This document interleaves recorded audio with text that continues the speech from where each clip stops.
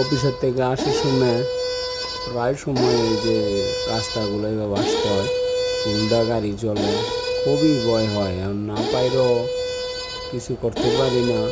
তো যাই হোক, সবাই একটু সাবধানে রাস্তায় চলাচল করবেন। ব্যাপক আগের চেয়ে অনেক হুন্ডা গাড়ি চলে আমাদের দেশে। ওদিন বৈশা বৈশা ভিডিওগুলি করলাম, যে কি একটা অবস্থা। আমরা এইভাবে চলাচল করি সব সময়।